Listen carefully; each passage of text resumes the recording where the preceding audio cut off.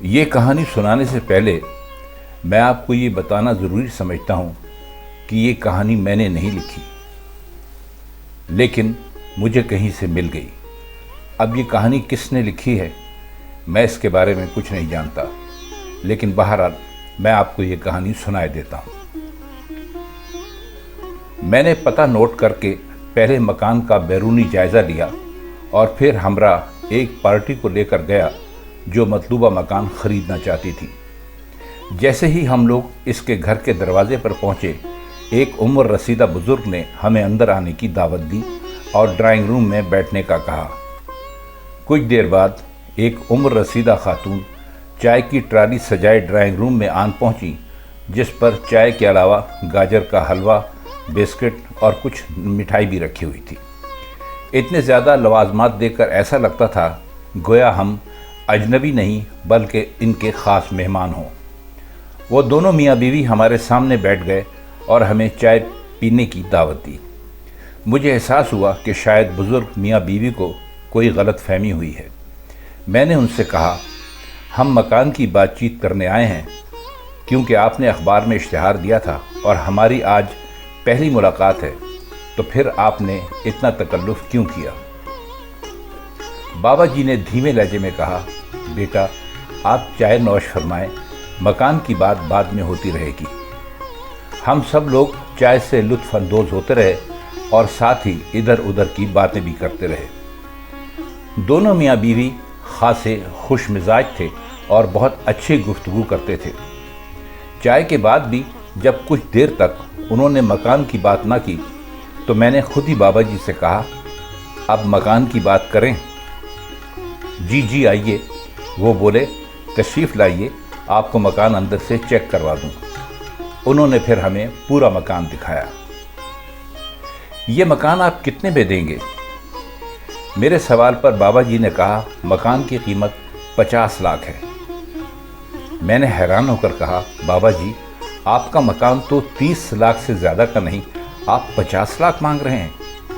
اس سے پہلے آپ نے ہماری پرتکلف مہمانداری کر کے ہم پر احسان کیا ہے اور اب مکان کی قیمت بھی مارکیٹ سے بہت زیادہ مانگی ہے، لہٰذا ہمارا سودا نہیں ہوتا۔ تو بابا جی بولے، کوئی بات نہیں بیٹا، یہ کھانا پینا کچھ نہیں، انسان اپنے نصیب کا کھاتا ہے۔ خیر، ہم 2-3 گھنٹے وہاں گزار کر خالی ہاتھ واپس لوٹ آئے۔ 2 مہینے بعد میں نے اخبار میں پھر اسی مکان کا اشتہار دیکھا اور تعجب ہوا کہ ابھی تک بابا جی کا مکان نہیں بکا۔ دوبارہ فون کرنے پر ان سے رابطہ کر کے ایک دوسری پارٹی کو ساتھ لے کر بابا جی کا مکان دیکھنے چلا گیا۔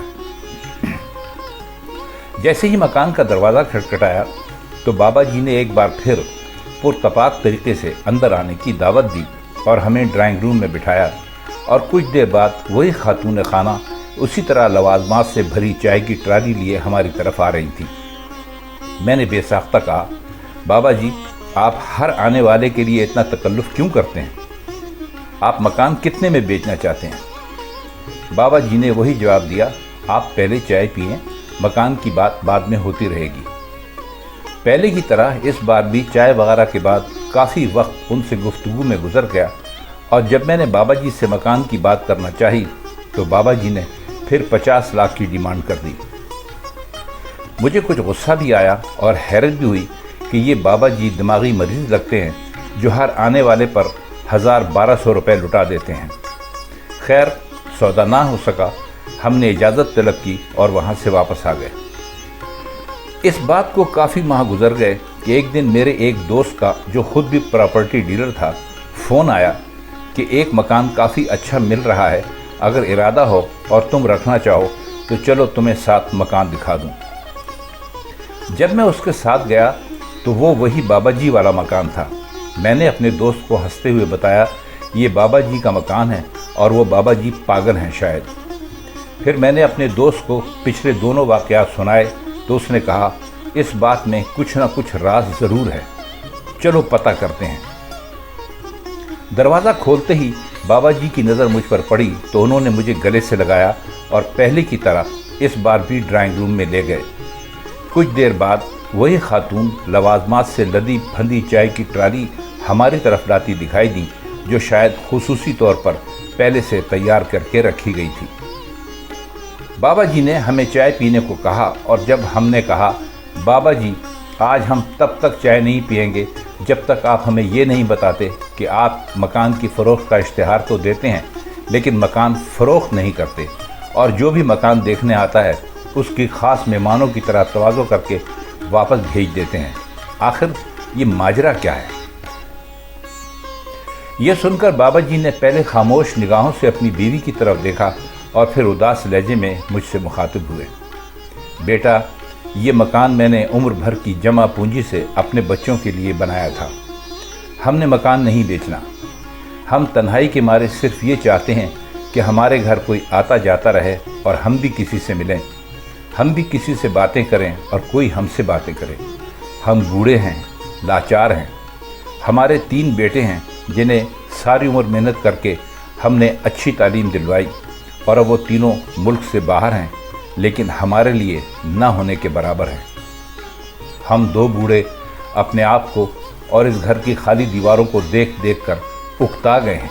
इसलिए हमने सोचा कि अपनी इस उदासी को लोगों की तवाज़ो से ख़त्म करें। चलो किसी बहाने से ही लोग हमसे मिलते तो रहेंगे। उनकी बातें सुनकर मेरा दिल पसीज गया और मैंने सोचा बुढ़ापा और अकेलापन, इन दोनों चीज़ों के साथ ज़िंदगी की किस कदर कठिन है। इधर बाबा जी कह रहे थे बेटा, दुनिया की ज़रूरतों को पूरा करने के लिए सब कुछ पास है, लेकिन बुढ़ापे में असल सहारा औलाद का साथ ही होता है। बराए करम ख्याल कीजिए कि बुढ़ापे में बूढ़े वालिदैन को आपके पैसे की नहीं बल्कि आपकी ज़्यादा ज़रूरत होती है, लिहाजा वालिदैन को ज़्यादा से ज़्यादा वक्त दें।